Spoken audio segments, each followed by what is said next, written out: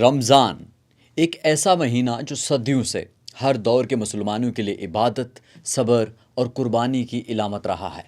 لیکن کیا آپ نے کبھی سوچا کہ آج سے 1400 سال پہلے کے مسلمان کیسے روزہ رکھتے تھے؟ سحری اور افطاری کا تصور کیسا تھا؟ اور کیا نو آبادیاتی دور میں رمضان پر کوئی اثر پڑا؟ آج ہم وقت کے دھارے میں سفر کریں گے اور جانیں گے کہ رمضان مختلف ادوار میں کیسے منایا جاتا رہا ہے۔ ابتدائی اسلامی دور۔ آئیے چلتے ہیں 7ویں صدی کے عرب میں، جہاں رمضان کے آغاز میں سحری کا کوئی تصور نہیں تھا۔ جی ہاں، ابتدا میں روزہ رکھنے کا حکم آیا تو مسلمان صرف اس وقت تک کھا پی سکتے تھے جب تک وہ جاگ رہے تھے۔ جیسے ہی نیند آئی، روزہ شروع ہو جاتا اور اگلی شام تک کچھ بھی کھانے کی اجازت نہیں ہوتی تھی۔ یہ قانون کچھ مشکل تھا۔ بعد میں اللہ تعالیٰ نے رحم کرتے ہوئے موجودہ نظام متعارف کروایا، یعنی فجر سے مغرب تک روزہ اور اس کے بعد کھانے پینے کی اجازت۔ یہ وہی طریقہ ہے جو آج تک جاری ہے۔ عباسی، عثمانی اور مغل دور۔ جب اسلامی سلطنتیں مضبوط ہوئیں تو رمضان کے طور طریقے بھی بدل گئے۔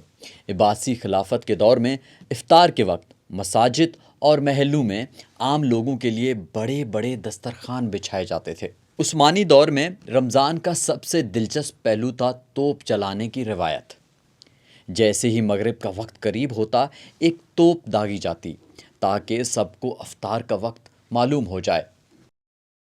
یہ روایت آج بھی ترکی، مصر اور کئی عرب ممالک میں دیکھی جا سکتی ہے۔ دوسری طرف مغل بادشاہوں کے دور میں افطار شاہی طرز پر ہوتا۔ بادشاہ، وزراء اور عوام کے لیے خصوصی کھانے تیار کیے جاتے۔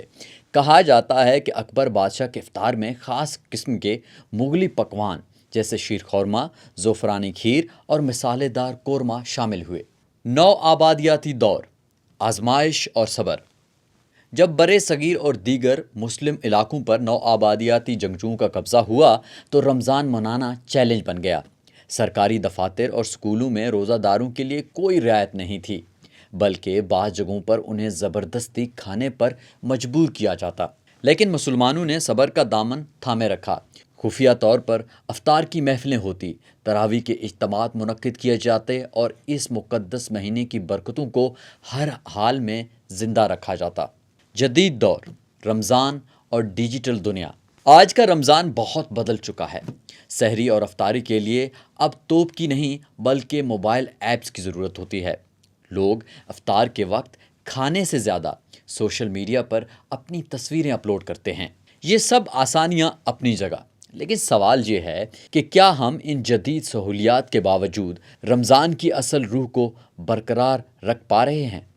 وقت بدلا، حکومتیں بدلی، رسمیں بدلیں، مگر رمضان کی افضل روح وہی رہی۔ یہ مہینہ قربانی، صبر اور اللہ کی رضا حاصل کرنے کے لیے ہے۔ تو آپ کے خیال میں جدید دور میں رمضان کی روح کو زندہ رکھنے کے لیے کیا کیا کرنا چاہیے؟ اپنی قیمتی رائے ہمیں کامنٹس میں ضرور بتائیے گا۔